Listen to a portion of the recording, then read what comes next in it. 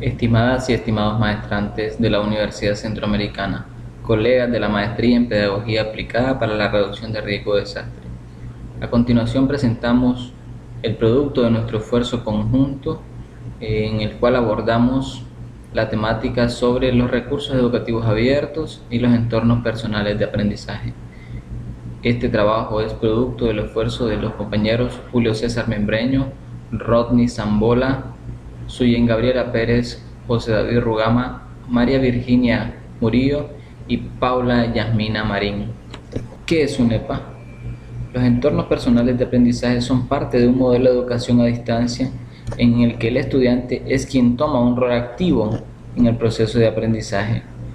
En este proceso intervienen varios recursos digitales de acuerdo a las características y necesidades de nuestro proceso de capacitación o de aprendizaje. El aprendizaje se puede dar en diversos contextos y situaciones, y además se pueden utilizar un conjunto de herramientas, fuentes de información, conexiones y actividades que cada persona utiliza de forma asidua para aprender.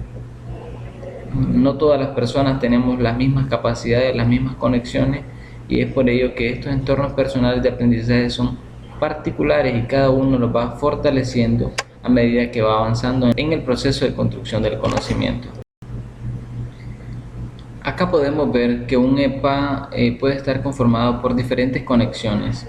Una de esas conexiones son las bibliotecas, y es que en las bibliotecas encontramos libros, revistas y un sinnúmero de documentos que nos ayudan a construir los conocimientos.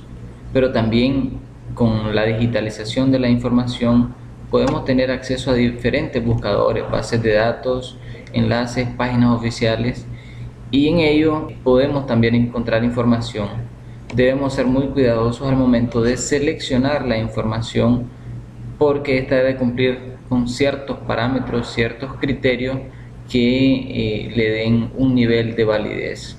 Estos buscadores pueden ser también Google o Google Docs, en YouTube, en SlideShare y en las wikis. Pero esta información que tenemos a nuestro alcance a través de los buscadores y a través de la biblioteca, las podemos compartir. Podemos hacer una revisión de los documentos y lo que nosotros consideremos válido lo podemos compartir en diferentes espacios. Por ejemplo, en los Dropbox o en Bloggers, en WordPress. Podemos compartir esta información en las redes sociales. Las más comunes para nosotros son Facebook y Twitter. Ahora bien, abordamos los recursos educativos abiertos. Estos recursos educativos abiertos son un conjunto de contenidos digitales. Estos conjuntos educativos deben ser libres, deben ser gratuitos y deben ser públicos. Sus diseños deben ser flexibles y adaptables. ¿Por qué adaptables? Porque no todos los usuarios necesitan la misma información. Entonces, esa adaptabilidad permite que los contenidos sean reutilizables para que luego los usuarios puedan hacer una transformación de roles y pasen de ser consumidores a ser participantes activos en la gestión y búsqueda de la información, para que luego nos permita hacer una reproducción, gestión y reelaboración de nuevos recursos educativos abiertos. Nos encontramos con algunos tipos de recursos educativos abiertos. Los tres grandes grupos principales son los contenidos educativos, las herramientas y los recursos de implementación. Cuando hablamos de recursos educativos nos referimos a cursos y materiales completos, módulos de contenido, objetos de aprendizaje, libros, así como exámenes, materiales, multimedia, compilaciones y publicaciones.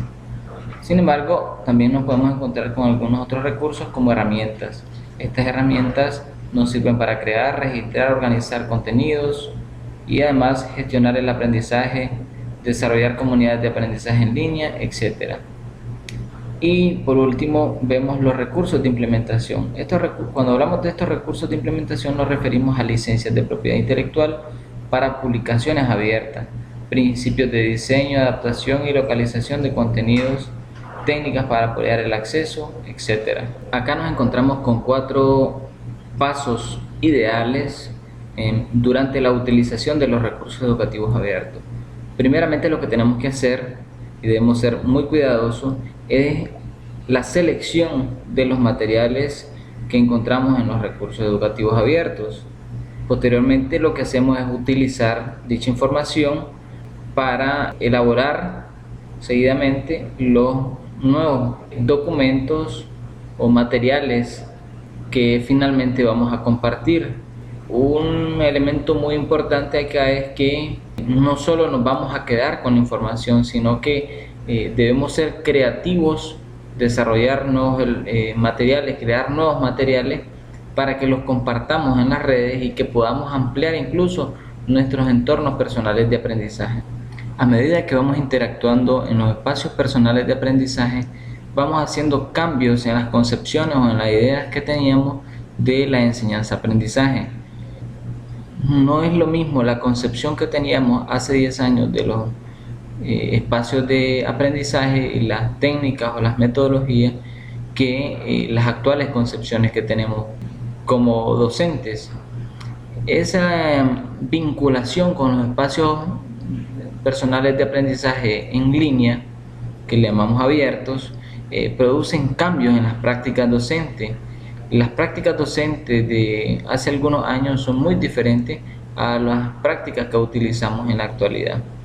Pero también estos espacios personales nos permiten mejorar los resultados de aprendizaje de los estudiantes, porque estos espacios personales son más interactivos, son más dinámicos y son más atractivos. Eso permite entonces que los estudiantes le dediquen más tiempo, porque además los actuales estudiantes tienen una mayor vinculación con los espacios virtuales. Acá podemos ver una red personal de aprendizaje. Esta red está conformada por diferentes enlaces o elementos que nos permiten tener acceso a las fuentes digitales de información. Por ejemplo, una de ellas que se está tornando muy de moda es la suscripción a noticias. También tenemos los blogs y las wikis.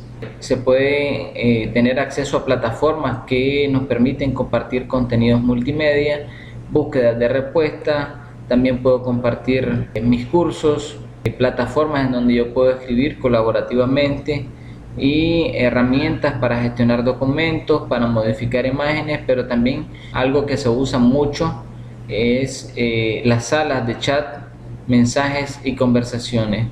Toda esta red me permite tener de manera directa acceso a la información para fortalecer los conocimientos en el proceso de enseñanza-aprendizaje. Así llegamos al final de esta asignatura y al final de este video, agradeciendo enormemente a nuestro profesor Carlos Alexander Mendoza por su dedicación y empeño en nuestro proceso de aprendizaje.